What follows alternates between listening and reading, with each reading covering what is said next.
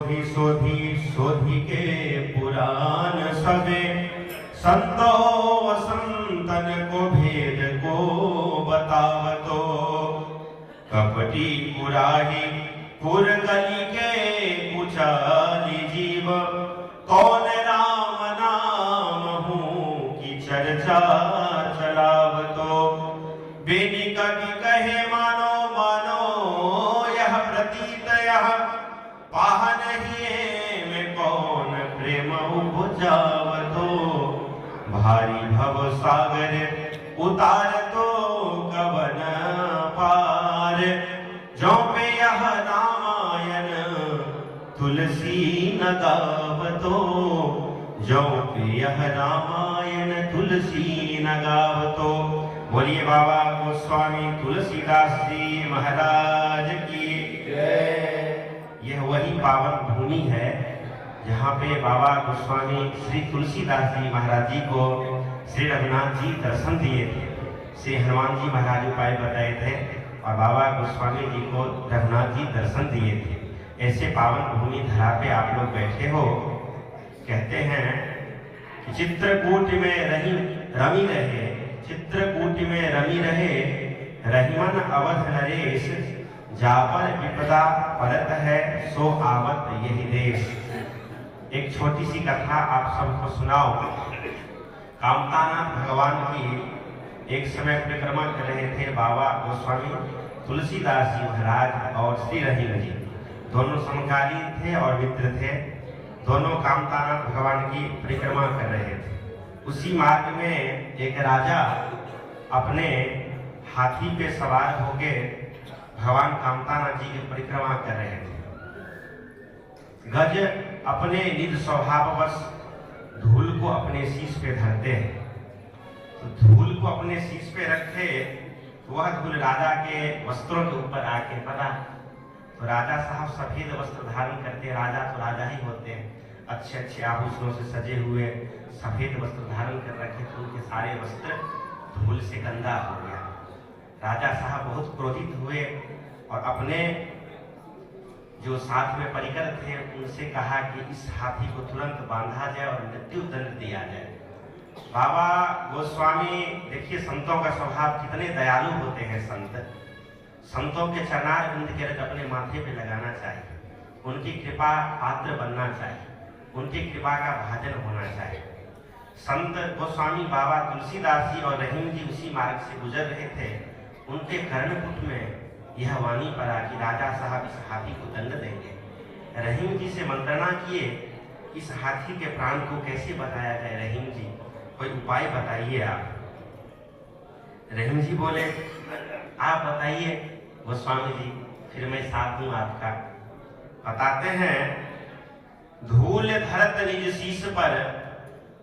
बाबा गोस्वामी जी कहते हैं रहीम जी से राजा के पास में आके कि इनके पास में बोलूंगा उनके कर्णपुट में यह आवाज जाएगी, हो सकता है उनकी बुद्धि सुमति में परिवर्तित हो जाए और इस हाथी का प्राण बच जाए। धूल धरत निज शीश पर कहु रहीम के ही काज। धूल धरत निज शीश पर कहु रहीम के ही काज। जहिरज ऋषि पत्नी तरी सो ढूंढत गजराज। जहिरज ऋषि पत्नी तरी सो ढूंढत गजराज। ये वही पावन भूमि है। यह बात जैसे ही राजा के कानों में गई उनके निशा टूटा। अरे राम राम, मुझसे तो बहुत बड़ा अपराध हो जाता। महाराज जी के चरणों में जाके साष्टांग दंडवत किए कि आज आपकी कृपा से मुझसे एक अपराध होने से मैं बच गया। त्राही माम हरि शरणम, उनके चरणों में गिर गया।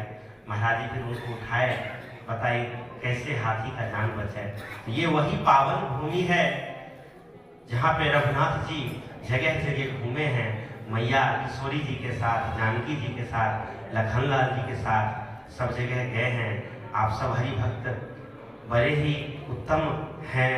ठाकुर जी की कृपा आप सबके ऊपर हुई है। श्री जैन साहब के माध्यम से आप सब यहाँ पधारे हो। ठाकुर की कृपा अति हरि कृपा जाहि पर होई पाऊं दे के ही मारक सोई। मंगल भवने मंगल हारे भरत बदन सब गण प्रिय लागे।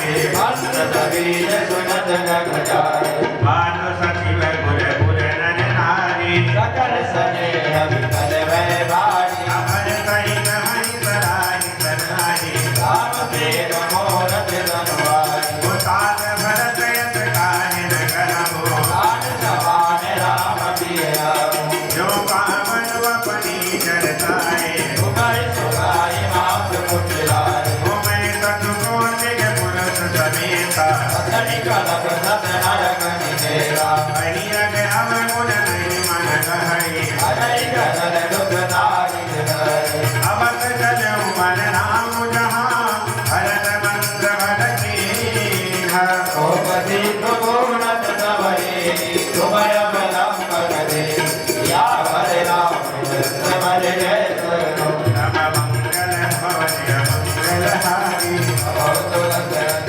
गिर बिहारी हाथव के मन मोदन तोड़ा धन सुनि सुनि नाथक मोरा करत प्रात लकीर देवनी के धरनु प्राण प्रिय भय सबरी के उन्हीं बंद भर दई गिरनाई चले सकल गल विदा कराई धन्य भरत की मन जग माही देव सदेव सलाहत जाय कहीं बरस बर भावर ताजु कर जले नर साधि साधु यही राख हीरो भय सवारी सोला नहीं जन कर धनवारी हो कह रहन कहीं रही कामू कौन चाहे जगती मन लाओ जरऊ संबति सदन सुखा सहद मात की दुहाई हनुमुख होतन राम पद करे न सत्कार यावर राम चंद्र बल जय करो राम मंगल भवन